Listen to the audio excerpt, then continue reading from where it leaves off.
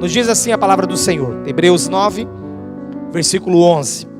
Quando, porém, veio Cristo como sumo sacerdote dos bens já realizados, mediante o maior e mais perfeito tabernáculo, não feito por mãos, quer dizer, não desta criação, não por meio de sangue, de bodes e de bezerros, mas pelo seu próprio sangue, entrou no Santo dos Santos, uma vez por todas, tendo obtida eterna redenção. Portanto, se o sangue de bodes e de touros e a cinza de uma novilha, aspergidos sobre os contaminados, os santificavam, quanto à purificação da sua carne, muito mais o sangue de Cristo, que, pelo Espírito eterno, a si mesmo se ofereceu sem mácula a Deus, purificará a nossa consciência de obras mortas, para servirmos ao Deus vivo. Por isso mesmo, Ele é o mediador da nova aliança, a fim de que, intervindo a morte, para a remissão das transgressões que havia sob a primeira aliança, recebam a promessa da eterna aliança aqueles que têm sido chamados. Porque onde há testamento, é necessário que intervenha a morte do testador, pois um testamento só é confirmado no caso de mortos, visto que de maneira nenhuma tem força de lei enquanto vive o testador, pelo que nem a primeira aliança foi sancionada sem sangue. Versículo 22. Com efeito, quase todas as coisas segundo a lei se purificam com sangue, e sem derramamento de sangue não há remissão de pecados. Era necessário, portanto, que as figuras das coisas que se acham nos céus se purificassem com tais sacrifícios, mas as próprias coisas celestiais com sacrifícios a eles superiores, porque Cristo não entrou em santuário feito por mãos, figura do verdadeiro, porém no mesmo céu, para comparecer agora por nós diante de Deus, nem ainda para se oferecer a si mesmo muitas vezes, como o sumo sacerdote a cada ano entra no Santo dos Santos com sangue alheio. Ora, neste caso, seria necessário que ele tivesse sofrido muitas vezes desde a fundação do mundo. Agora, porém, ao cumprirem os tempos, se manifestou uma vez por todas para aniquilar pelo sacrifício de si mesmo o pecado. Amém? Feche os seus olhos. Vamos orar ao nosso Deus. Pai, fala conosco pela Tua palavra. Ministra a Tua vontade em nossas vidas nesta noite, neste lugar. Pedimos a ação do Teu Espírito sobre as nossas vidas, em nome de Jesus. Amém e amém. Glória a Deus. Jesus de fato é a nossa nova aliança, e Ele agora é o sumo sacerdote e único, não tem outros além dele, porque a antiga aliança, a velha aliança e tudo que consistia nela com relação a sacrifício e remissão de pecados acabou ou fundiu-se totalmente na pessoa de Jesus, culminou na pessoa de Jesus por causa do seu sacrifício e do seu sangue derramado lá naquela cruz. Antes, em Hebreus aqui nós vemos a partir até do versículo 1 deste capítulo 9 que eu fiz a leitura com os irmãos, nós vemos que houve a explicação exatamente com relação a esta velha aliança. Mas aqui esses ritos, ofertas, sacrifícios foram apresentados como algo imperfeito e já ineficaz. Por isso que eu fico pensando, sabe? Como ainda muitas pessoas estão em busca de outros homens, de outros intermediários, de outros mediadores, até no caso de quem já morreu, porque ainda buscam por aqueles que não podem salvar, não podem interceder, visto que só Jesus pode fazer isso por mim e por você. Não há mais a necessidade de nos confessarmos com ninguém, mas podemos confessar diretamente com ninguém, pessoa como nós, mas nós podemos confessar o nosso pecado diretamente ao Senhor, por intermédio de Jesus. E se confessarmos os nossos pecados, Ele, Jesus, é fiel e justo para nos perdoar os pecados. Nós não precisamos mais colocar ninguém antes de nós. Não tem mais hoje, à vista do que acabamos de ler, um lugar dentro desse templo, por exemplo, mais sagrado. Todo este lugar é consagrado e é para o Senhor, amém? Mas aquele negócio de falar, olha, mas tem os pontos sagrados, isso era lá na antiga aliança, porque o sacerdote entrava até um certo ponto, no lugar santo. Mas quem entrava no santo dos santos, ou no lugar santíssimo, não eram todos os sacerdotes, mas só um sumo sacerdote. E este levava todo o pedido do povo, depois de aspergido o sangue, depois de feito todo aquele ritual, e todo o ano se repetia, porque todo o ano o povo, segundo a lei, precisava ir até lá e clamar pelo perdão, pelos seus pecados e pedir absolvição. E Deus preparou para aquele tempo um rito, que era através do sangue de animais. E aqui a palavra começa a dizer que teve a sua eficácia naquele tempo, ao ponto que diz que já não é, versículo 12, que já não é mais por meio de sangue de bodes, de bezerros, mas pelo próprio sangue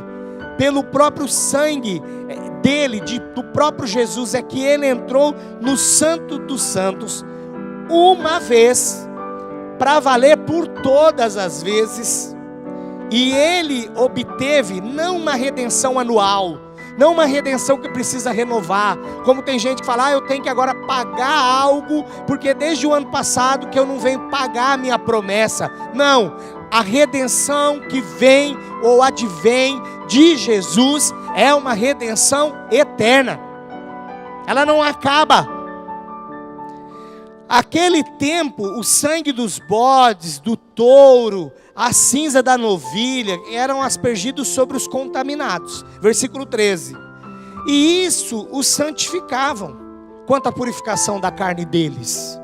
Mas no versículo 14, vem esta palavra poderosa confirmar para mim e para você, que aquilo passou, mas muito mais, nesse tempo que nós vivemos, o sangue de Cristo, aquele que a si mesmo se ofereceu sem mácula a Deus, purificará a nossa consciência das obras mortas para servirmos ao Deus vivo. E aqui tem duas colocações para essa afirmação que purifica a nossa consciência de obras mortas.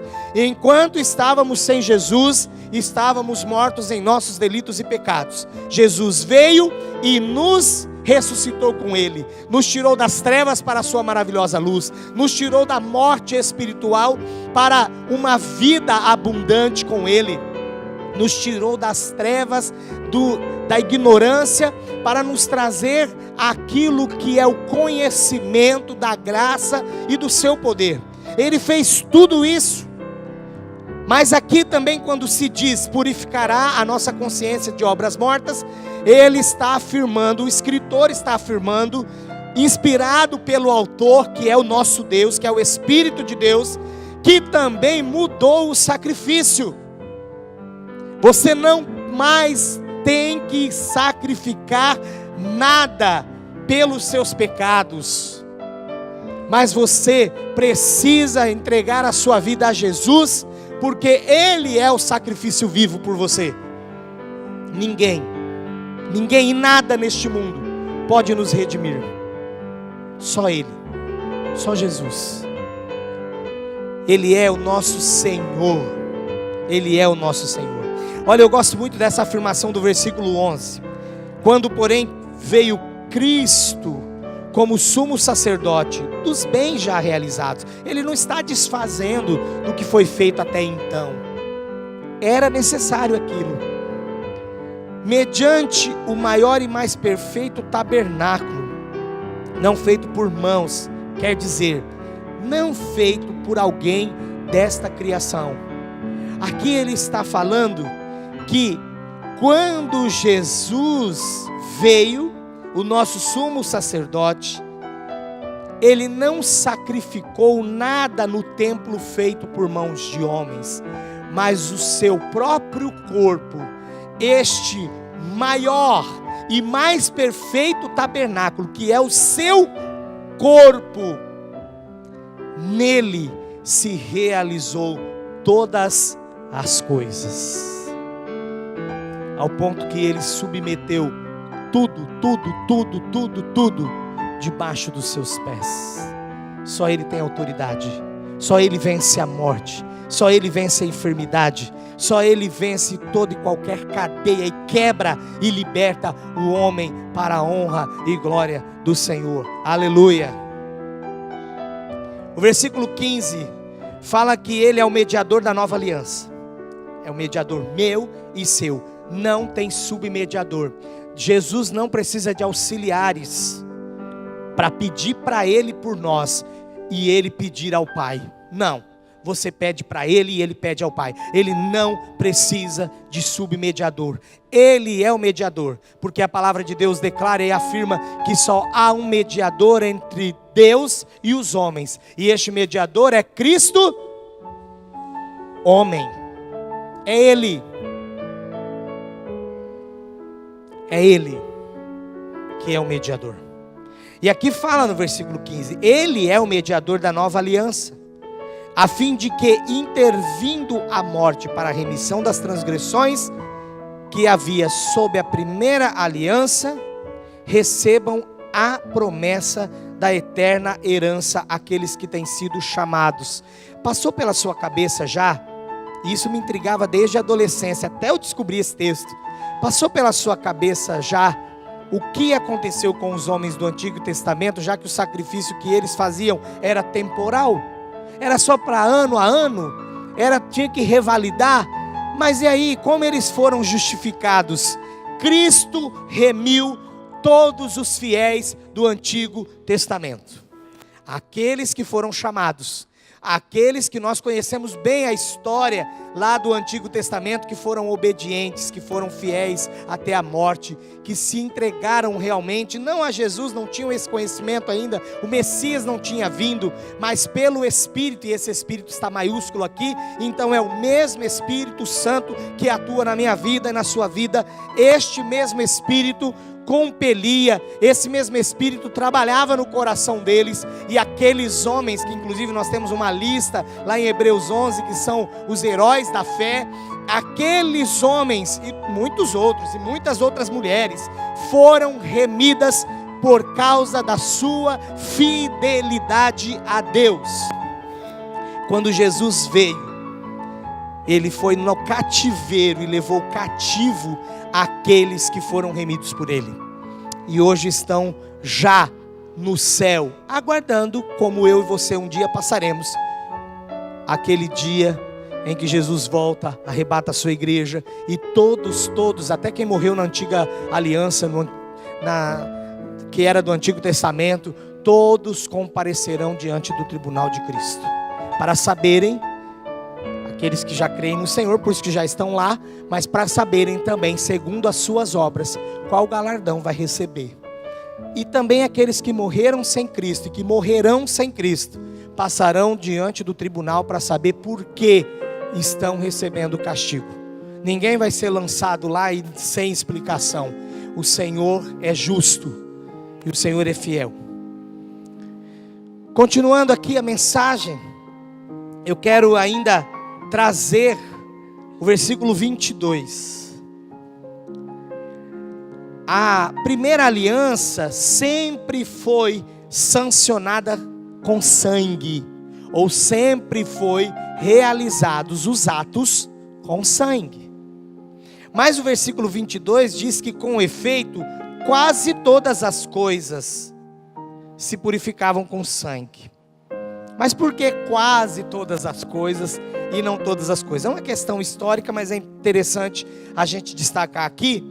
É porque aos mais pobres era permitido oferecer uma oferta diferente. Eles ofereciam oferta, por exemplo, de farinha, ou com a farinha, no lugar de um cordeiro, porque eles não tinham. É como aquela pessoa que está hoje e fala: como eu posso ofertar algo ao Senhor? Não precisa você pensar que você vai ofertar os seus dons, os seus talentos, o seu tempo, as suas finanças, como o irmão A, B, C, D lá, não. Mas dentro daquilo que Deus tem te proporcionado, é o que Ele espera que você ofereça. Deus é maravilhoso, é misericordioso, é compassivo. Agora, não fazer absolutamente nada, aí é um problema. Veja, os mais pobres podiam oferecer o sacrifício. Eu já tinha pensado nisso. Ele podia oferecer o sacrifício sem sangue, porque ele não tinha um cordeiro para oferecer. Ele era talvez empregado e não tinha direito a nenhum animal, mesmo que ele cuidasse, mas não era dele. Então ele oferecia a farinha. Portanto, o versículo 22 vem no final e diz que sem derramamento de sangue não há remissão. Por isso que quando Jesus veio, Ele não veio e só foi dilacerado e pronto. Mas Ele verteu, ou Ele derramou todo o seu sangue por nós naquela cruz. Ele não fez como o mais pobre, mas Ele ofereceu o que Ele tinha de melhor por mim e por você. Uma vez, acho que eu já comentei aqui, eu não era pastor ainda, não estava pastoreando igreja, não era pastor, eu nem estava no seminário, sei lá, faz tanto tempo. E entrou um rapaz para trabalhar num setor, numa empresa que eu trabalhava, e ele disse assim para mim. Ele fez a seguinte pergunta, por isso que é importante a gente conhecer a palavra de Deus. Ele falou assim, ele perguntou assim: e se Jesus tivesse morrido enforcado, teria validade? E se Jesus tivesse morrido queimado, como outros mártires, teria validade? O Espírito Santo de Deus é maravilhoso, não deixa a gente passar vergonha, né? Na hora veio esse texto: não, porque sem derramamento de sangue não há remissão. Por isso Ele precisou morrer daquela forma. Aquele homem olhou para mim, não sei o que ele professava não, até então ele não tinha me falado, mas ele disse, ele afirmou: que amor que Deus teve por nós. Seu filho sofreu tanto por nós, né? Eu falei: aquele homem se converteu ali. Glória a Deus. Você já parou para pensar que Jesus doou tudo de si? Você reconhece isso? Que Ele doou tudo de si? Ele já tinha sido dilacerado, estava até na profecia que Ele seria moído por causa das nossas iniquidades. Ele já tinha sido dilacerado no sentido que levou tantos açoites, tantos maltratos, e já perdeu muito sangue ali. Mas Ele ainda foi para a cruz doar a última gota de sangue dele.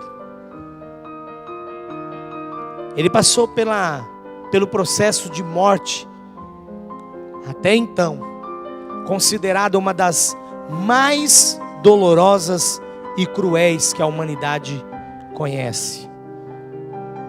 É muito antiga esse tipo de morte, mas já era uma morte projetada para fazer aquele que estava morrendo sofrer vagarosamente.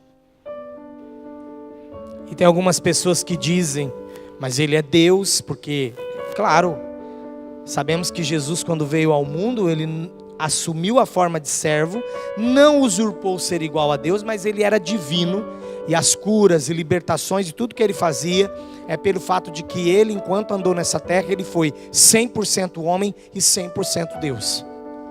Mas exatamente no momento da cruz, ele clama e diz: Elohim, Elohim, lama sabachthani, que quer dizer: Deus meu, por que me desamparastes? Ele ficou ali somente com a sua natureza humana, sofrendo por mim e por você. Porque tem gente que tira até um sarro disso e fala: se ele é Deus, aquela morte não fez nem cócegas nele. Mas ele sentiu todo o esvaziamento da sua divindade, já quando ele estava lá no monte, no Getsêmani, e que ele suou gotas de sangue. Ele fez tudo isso por mim e por você. Não é para você sair daqui com remorso. É para você sair daqui crendo que Ele quer o seu resgate. Porque foi por isso que Ele morreu. Nada mais. Não é para ter sua dó, não é para ter sua compaixão. Tadinho de Jesus. Não. Ele morreu sabendo do que ele estava fazendo.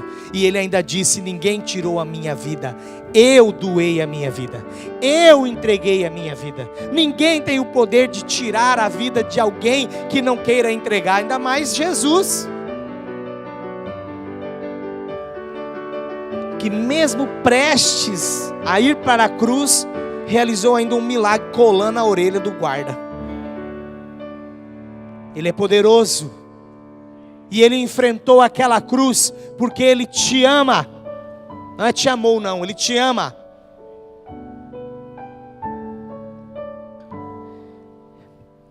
Ele não entrou num santuário feito por mãos de homens.